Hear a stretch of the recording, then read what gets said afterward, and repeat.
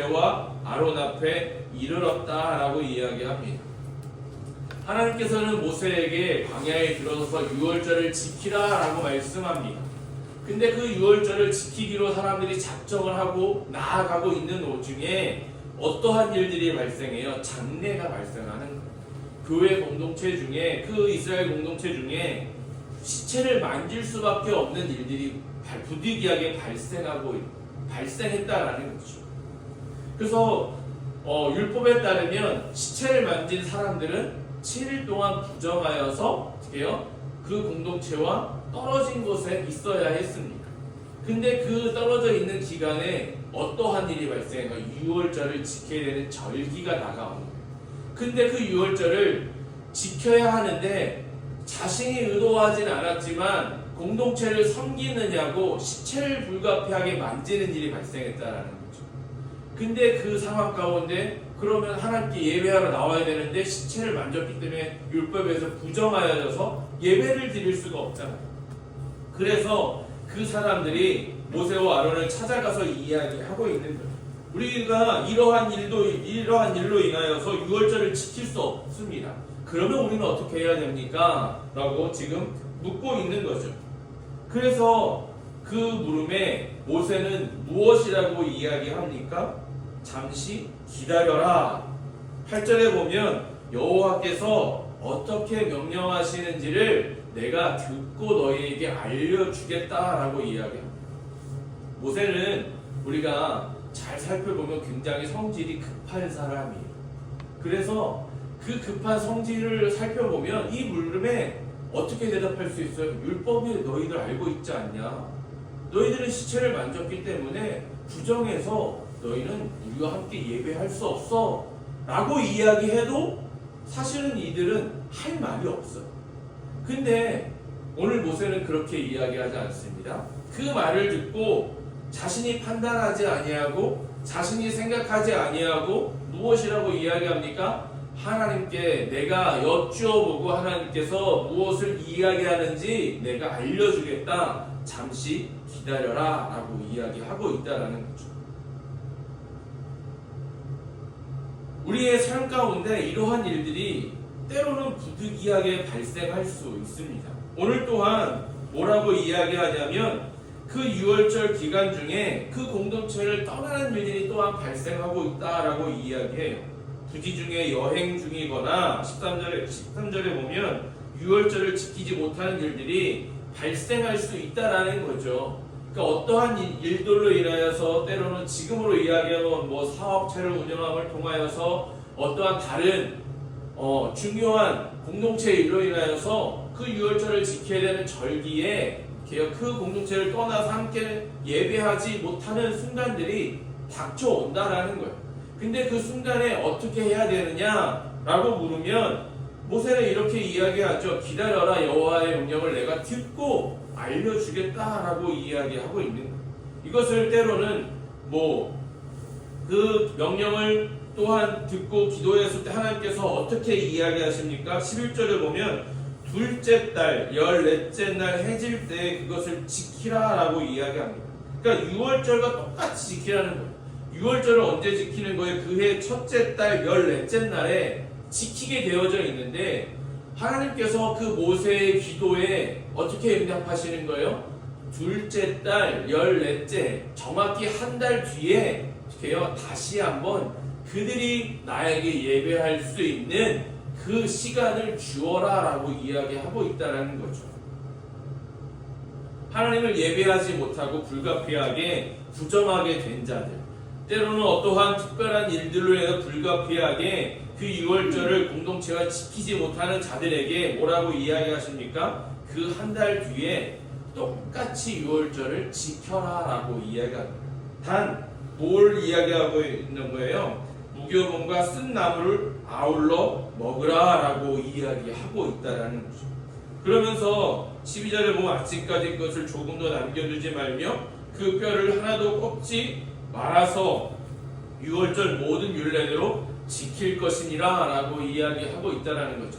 이 유월절에 지켜지는 규례는요, 사실은 피 흘림이 있다라는 거예요. 어린 양을 잡아서 피 흘림이 있는데 그 어린 양을 잡아서 피 흘림을 받는다는 것은 무엇을 예표하는 거예요? 예수 그리스도가 십자가의 죽으심을 이야기하고 있다라는 거죠. 그것을 똑같이 지키라는 거예요. 즉 그들이 어떻게 구원받은 거예요? 죽을 수밖에 없는 그 순간에 자신들의 유월절에 어떻게 문설주의 피를 바르고 어린 양의 피를 바르고 인해서 그들이 모든 것들을 다 건너갔잖아요. 모든 죽음이 건너갔잖아요.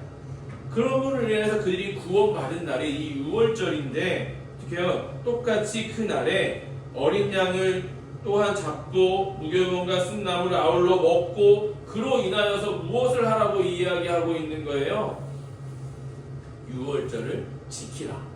그 유월절을 지킬 때 어떻게 해요? 너희들이 어떻게 되었든 구원받은 백성임을 기억하게 될 것이다 라고 이야기하고 있다는 거죠. 하나님께서는 그 유월절을 불가피하게 지키지 못하는 사람들에게도 무엇을 베풀고 있는 거예요? 은혜를 베풀고 있는 거예요. 다시 한번 하나님을 찾을 수 있는 기회를 베풀고 있다는 거죠. 마치 공동체를 떠나 있는 뒤처진 것 같은 그 순간에도 어떻게 해요? 예배를 드리지 못하는 그 순간에도 다시 한번 그 예배를 하나님께 나올 수 있는 기회를 주고 있다는 이것이 하나님께서 우리들에게 늘 베푸시는 은혜라는 거예요. 하나님 광야에서 유월절을 절기에 자신의 공동체에서 불가피하게 떠나 있거나 아니면 공동체를 섬기는 일 불가피하게 시체를 만져서 유월절 절기를 지키지 못하는 사람들에게 은혜를 베푸셔서 다시 한번 하나님을 예배할 수 있는 은혜를 주고 있다는 거죠. 마치 뒤쳐져 있는 자들에게도 계속해서 똑같은 은혜를 베풀고 있다는 거죠. 하나님을 예배할 수 있는 길을 늘 열어주고 있다는 거죠. 광야를 지나가다 보면 때로는 신앙이 느려진 사람도 있고 또한 상처로 멈춰진 사람도 있습니다. 또한 자신의 불가피한 사정 때문에 온전히 예배하지 못하는 사람들이 나타날 수도 있다는 거죠. 그러한 사람들을요, 그 공동체에서 정죄하고 나쁘다고 비난하는 것이 아니라 그렇게 그들을 제껴놓을 것이 아니라 그들에게 그 먼저 된 자들과 똑같이 은혜를 받아서 하나님께 나올 수 있는 기회를 여전히 주고 있다는 거죠. 하나님은 그들을 버리시지 않으시고 그들도 나의 백성이다 라고 말씀하고 있는 것입니다. 교회는 이러한 광야 같은 곳이 되어져야 하죠. 교회는 잘 달리는 사람들도 있고 잘 달리지 못하는 사람들도 있고 때로는 멈추어 있는 사람도 있고 넘어진 사람도 있습니다. 앞서가는 사람들만 함께하는 것이 아니라 때로는 멈춰있는 사람들, 넘어진 사람들에게도 함께할 수 있는 그 은혜를 베풀 수 있는 것이 바로 교회 공동체가 되어져야 하는 것이죠. 하나님은 그것을 지금 이스라엘 백성들의 유월절을 지키는 그 모습을 통하여서 보여주고 있는 것입니다. 또한 광야의 특징은 무엇이 있습니까? 길을 정하지 못한다라는 것. 우리가 어디로 가야 할지 그 광야를 걸어본 사람이 없기 때문에 어떻게 해요? 그 광야에서는 어느 누구도 그 길을 자신 있게 정할 수 있는 사람이 없다라는 것. 동서남북을 때로는 구분할 수 없기에 스스로 또는 공동체를 바른 길로 인도할 수 없기에 하나님은 어떻게 해요? 그것들을 따를 수 있는 것들을 늘 보여주고 있다는 그 보여주는 것이 무엇으로 나타납니까? 바로 구름기둥과 불기둥으로 보여주고 있다는 것이죠. 하나님은 이스라엘 백성들에게 구름을 통해서 늘 낮에는 걸을 것인지 멈출 것인지를 말씀해 주셨고 또한 밤에는 그 두려움을 물리치시기 위해서 불기둥으로 그들을 보호하셨다라는 거죠. 17절 말씀은 이렇게 이야기합니다. 성막 위에 구름이 머무는 동안에는 그들이 행진하지 아니하였고 구름이 떠오르는 때에는 행진하였다라고 이야기합니다. 이스라엘은 지도를 보고 광야를 걸어간 것이 아닙니다. 어떠한 감정으로 어떠한 느낌으로 길을 걸어간 것이 아닙니다. 오직 무엇을 가지고요? 하나님께서 보여주시는 구름을 가지고 그 구름을 보고 하나님의 인도하심을 바라보며 움직였다라는 거죠. 근데 문제는 이 구름이 언제 움직일지 아무도 알 수 없다는 거예요. 그 구름이 하루를 머물 때도 있었고 3일을 머물 때도 있었고 한 달, 1년 내내 머물 때도 있었다라는 거예요. 근데 그 머물 때에 그들은요 불평하고 불만하는 것이 아니라 하나님의 명령대로 그들이 그것을 잘 지켰다라고 오늘 성경은 기록하고 있다는 거죠. 우리의 삶 가운데도 이 광야의 길을 걸을 때 그 광야의 같은 순간에 이러한 마음이 들 수 있습니다. 언제 움직여야 되지? 무엇을 해야 되지? 이게 맞는 것인가? 마치 넘어져 있는 것 같고 쓰러져 있는 것 같고 뒤처진 것 같고 내가 무엇인가를 해야 할 것만 같은데 구름은 움직이지 않고 아무런 증상이 나타나지 않을 때 우리는 과연 어떠한 판단을 내리면서 믿음의 길을 걸어가고 있느냐라는 광야라는 그래서 광야의 길은요 때로는 기다림의 연속인 것 같습니다.